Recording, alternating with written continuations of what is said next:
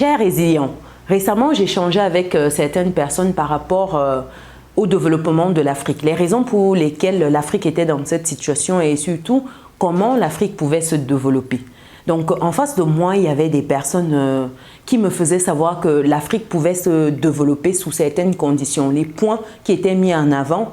Je vais vous partager ces points-là, vous me direz ce que vous en pensez. Également, les points qui pour moi sont à observer si on veut voir l'Afrique se développer aujourd'hui. Parce qu'aujourd'hui, on peut citer toutes les raisons pour lesquelles l'Afrique est dans cette situation. Si on parle de la colonisation, on parle de tout ce qui est mentalité en Afrique, on parle de X, Y, de la monnaie, on peut avoir 1 million de raisons. Mais maintenant, comment, avec tout ce qu'on a aujourd'hui comme situation, on peut émerger?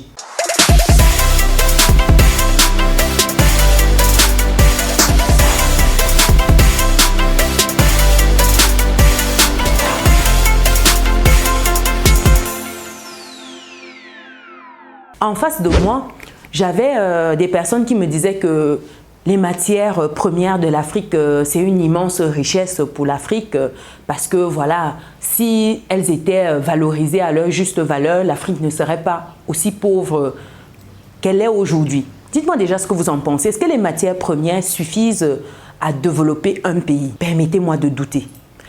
Sur ce point, moi j'étais de l'avis que ce sont les matières grises. C'est la matière grise en fait qui développe un pays, pas la matière première. Parce qu'aujourd'hui, j'ai l'impression que notre malheur même, c'est d'avoir ces matières premières-là. Parce que dites-vous, comment se fait-il que dans des pays où il y a la neige quasiment toute l'année, on a 9 mois de neige, 10 mois de neige pour certains, ces pays-là prospèrent sans ces matières premières-là. Comment ces pays font, contrairement à nous qui avons toutes ces matières premières-là, qui, je ne pense même pas que certains peuvent identifier ces différentes matières premières-là parce qu'on passe le temps à dire que l'Afrique est riche, l'Afrique est riche, l'Afrique a ci, l'Afrique a ça.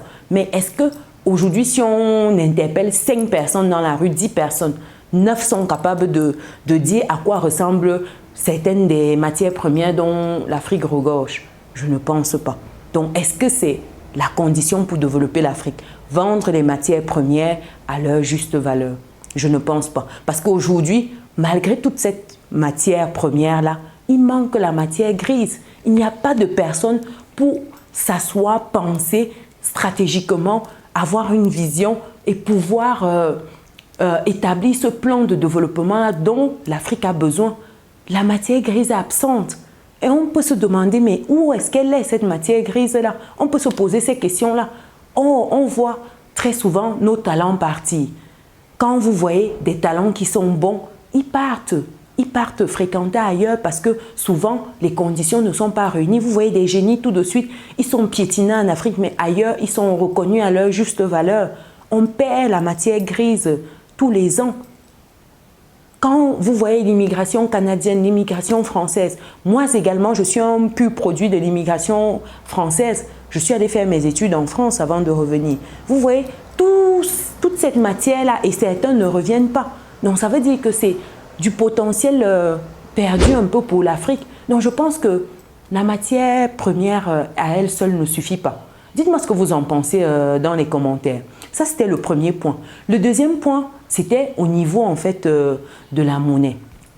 C'était le fait de changer notre monnaie, avoir notre monnaie qui n'a adossé à rien du tout. Et comme cela, on va échanger, vu qu'on va se faire des échanges entre nous, vu que l'Afrique, c'est quand même à horizon 2030, près de 2,5 milliards en termes de population. Donc si on avait notre monnaie, on n'aurait pas du mal à échanger. Ça, c'était un autre argument qui était avancé en face.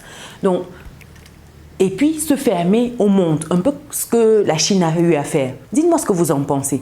Est-ce qu'aujourd'hui, stratégiquement, se fermer au monde, faire notre monnaie serait quelque chose qui pourrait nous bénéficier? Déjà, quand on parle d'Afrique, on est tous d'accord qu'il y a de nombreux pays en Afrique.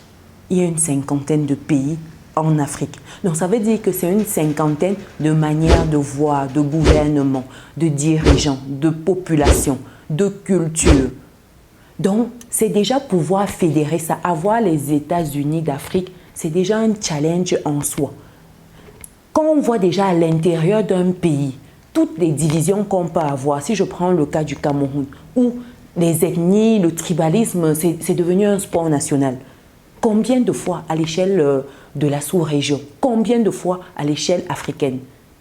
Imaginez-vous déjà, c'est déjà un challenge de pouvoir réunir une communauté, une population, le Cameroun, le Gabon, le Congo, la Guinée, etc. Imaginez-vous ce que ça représente déjà pour qu'on parle des États-Unis d'Afrique, pour avoir notre monnaie et être en mode entre nous. Ça, ce serait un monde idéal, c'est sûr. Mais pour aboutir à ça, qu'est-ce qu'il faut? Surtout quand on voit certains États aujourd'hui avec des gouvernements qui sont en train de connaître certains changements drastiques. On a la main à la tête de certains gouvernements parce qu'il y a des dirigeants qui pillent. Qu'est-ce qu'on fait? Qu'est-ce qu'on fait, chers résilients, dans ces conditions-là? Dites-moi ce que vous pensez. Pour ma part, je pense que pour être un peu plus dans le vrai, dans le concret, on a besoin de technologie. On a besoin de faire du business avec l'Occident. Acheter ces technologies-là qui permettront justement, une fois que la matière grise a bien tourné, de pouvoir exploiter en termes technologiques. Parce que la matière première doit être transformée. Il faut transformer cette matière première-là. Et pour transformer, on a besoin de technologie. Aujourd'hui, l'Afrique a besoin de technologie. L'Afrique a une main-d'œuvre énorme. La population est extrêmement jeune. Mais c'est une main-d'œuvre qui n'est pas qualifiée et qui n'a pas les outils, qui n'a pas la technologie qu'il faut pour la transformation de ces matières premières-là. Si aujourd'hui, on doit émerger, il faudrait qu'il y ait la matière grise, 2, les technologies, parce que sans cela, chers résilients, nous n'allons pas aller bien loin. Et le troisième point que je listais, c'est au niveau du travail. On a une jeunesse qui est forte, qui est puissante, qui peut bosser durement, mais souvent distraite par certaines choses qu'on a sur les réseaux sociaux, distraite par la vie qui peut la recherche de la vie facile, distraite par certains influenceurs, distraite par des faux sujets. Des sujets qui ne permettent pas à l'Afrique aujourd'hui d'émerger. La jeunesse a de quoi faire, mais il faut encore canaliser cette jeunesse-là. Et c'est en travaillant. Oui, il faut travailler durement. Aujourd'hui, parler d'un concept, comme j'entends, le concept de 8 heures, il faut qu'on bosse 8 heures. Non, on ne peut pas appliquer ça en Afrique. 8 heures de travail par jour, 7 heures, 8 heures, le 35 heures. Ça ne peut pas fonctionner dans un environnement où tout est à faire ou à refaire. Ce n'est pas possible d'être sur du 35 heures. Le 35 heures ici, c'est lorsqu'on est dans des gouvernements, dans des pays où on a déjà tout construit. Vous voyez en Occident, quand vous allez en France, vous allez au Canada, vous allez aux États-Unis, tout est fait. Oui, on peut dire 35 heures dans ces conditions-là parce qu'il y a eu des générations qui ont bossé pour. Vous me direz, oui, pour certains pays, il y a eu l'esclavage. Mais pour d'autres, comme la Chine par exemple, qu'en est-il? Donc ici, il faut bosser sérieusement. On ne doit pas être dans une politique de 35 heures, on doit bosser sans compter nos heures. Quand vous embauchez quelqu'un ici et la personne est en train de regarder aux minutes, aux secondes, non, c'est pas bon, c'est pas bon. Vous devez donner un max, donner au-delà. C'est comme cela qu'on a un mot de valeur ajoutée. Quand on est dans ce mood-là, je vous assure, les choses vont avancer. L'Afrique va se développer. Si tous ces enfants étaient dans cette posture-là, regardez les fonctionnaires.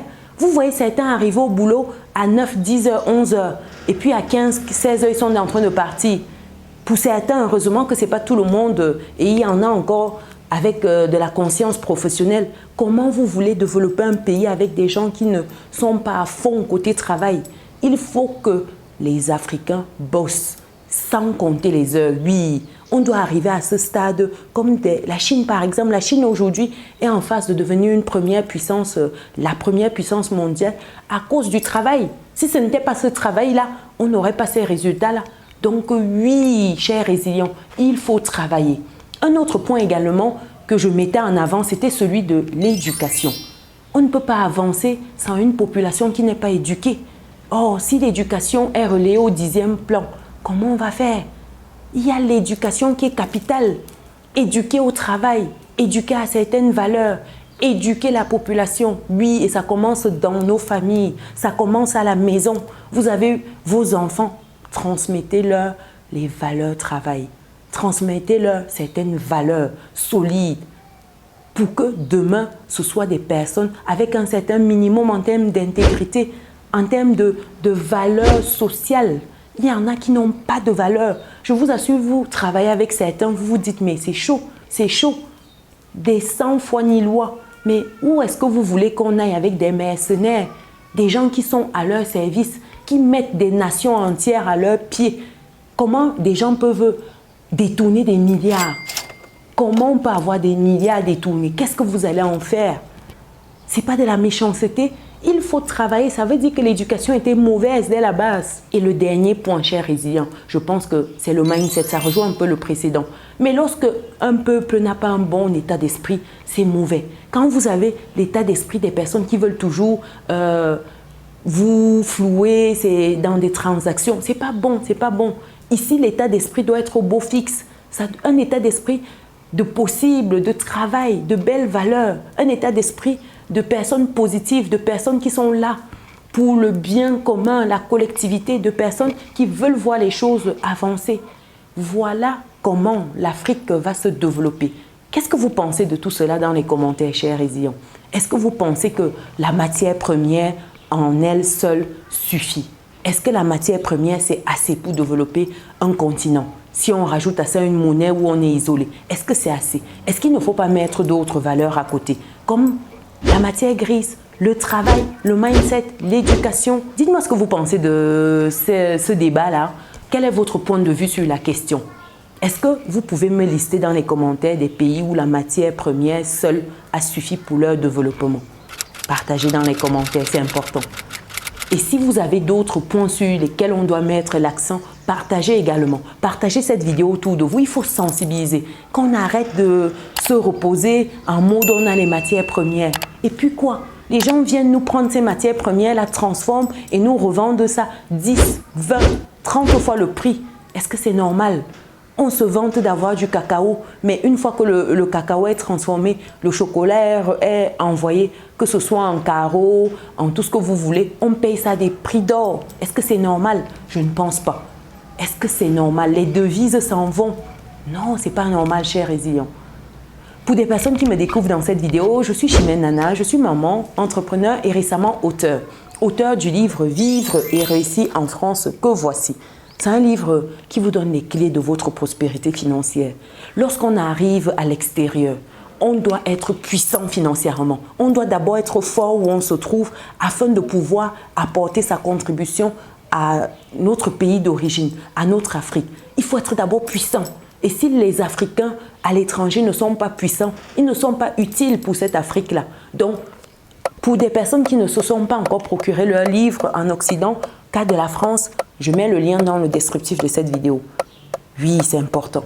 Pour ceux qui ne sont pas encore dans notre belle communauté, qu'est-ce que vous attendez? Cliquez sur le bouton qui s'affiche, activez la cloche de notification, partagez massivement, partagez autour de vous. On se donne rendez-vous dans une prochaine vidéo. Ciao!